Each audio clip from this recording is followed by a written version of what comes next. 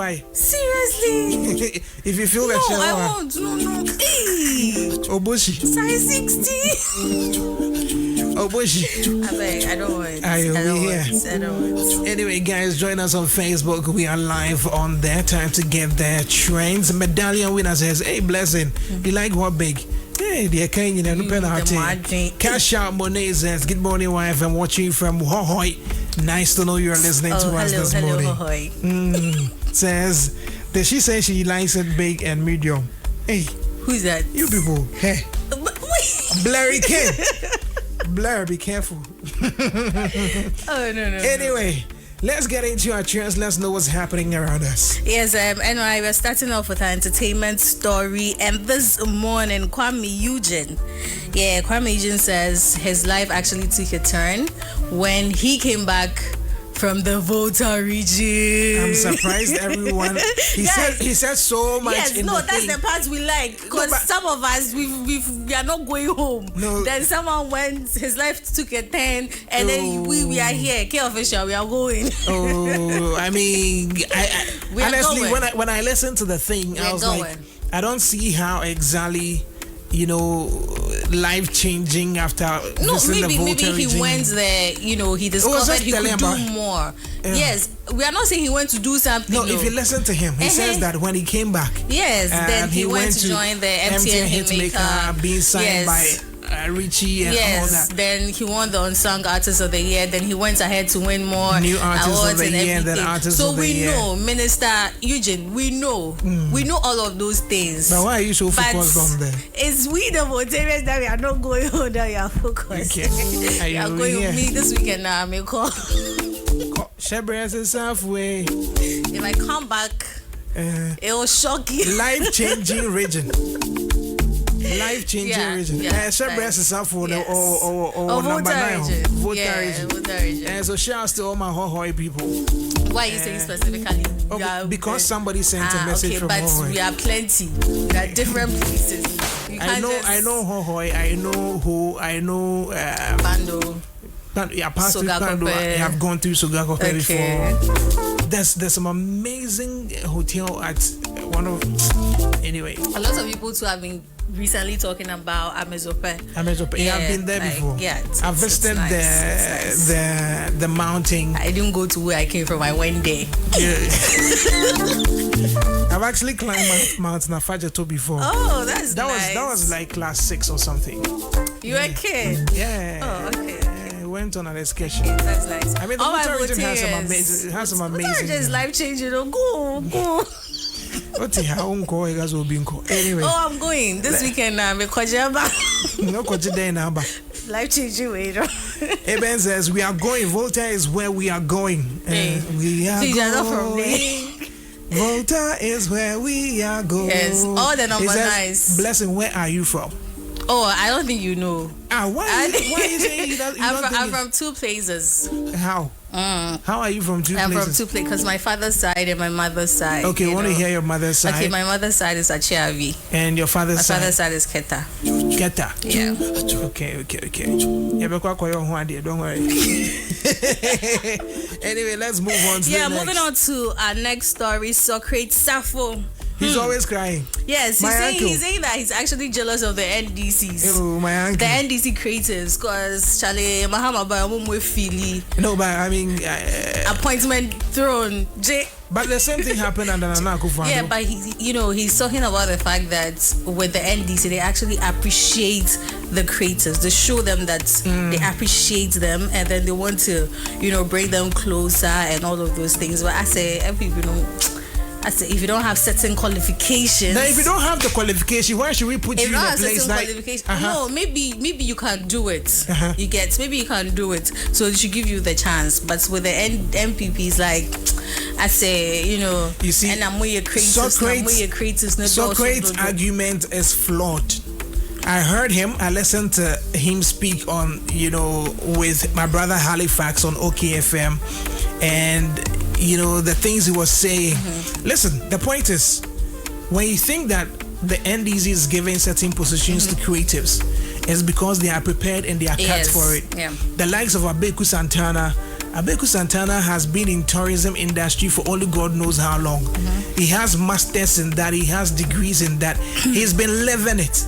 He has Kaya Tours that's been touring all over Africa and the world with people. He's lived it. Do you get it? Yeah. When you talk about the newly appointed Kalsum scenario, Kalsum has been in the industry. She's been in school, has her degree, has learnt about public relations, international affairs, and all that. They are prepared for it. How about our very big brother, Uncle Socrate Sarfo?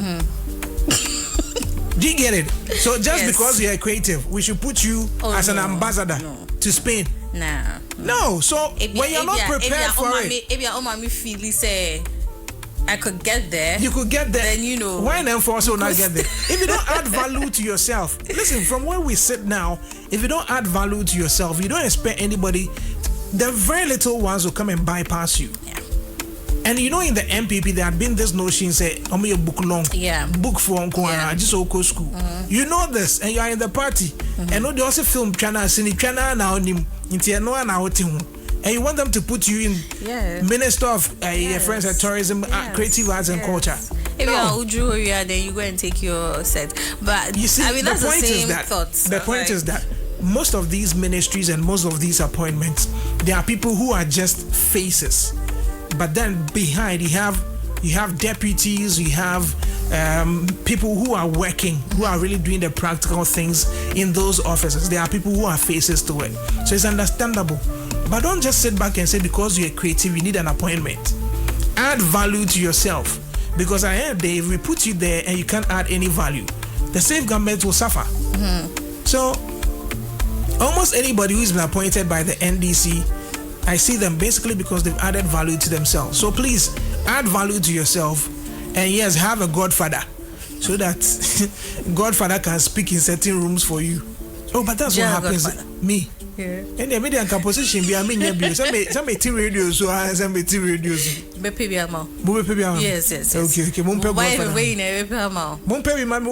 now NDC in so much. Good morning, my honey. Shasia. It says MPPQ no. Wow. That's okay to young baby. Anyway, let's yes, our final stories on CT and Parliament has approved the 7 Supreme Court nominees. Despite the minority objecting to it. What were the grounds for their objection? It was this whole just because they are appointing people to the Supreme Court. Yes. But I mean, I just don't get it. You see, we need to be very principled as people. What was the essence of the vetting? You vetted the people. Yes. When you vetted them, did they deliver? I mean, we saw some of the... If they did deliver, if you think they can, why not? Approve them. I mean, the fact that you are a minority does not mean you reject everything. Or just because you feel that the MDC in opposition said you were appointing people to the Supreme Court. So just on that grounds as a party, you also wouldn't allow that people are appointed to the... Listen, let's put our political affiliations aside and look to... And I also have my own problem with the Constitution. Right. That's why this constitutional amendment is the calls for amendment is very important. There's no cap on the number of people or judges who can be appointed to the Supreme Court. Okay. There should be a minimum of 7. But there's no cap as to say they must be 18. They always have to be an odd number.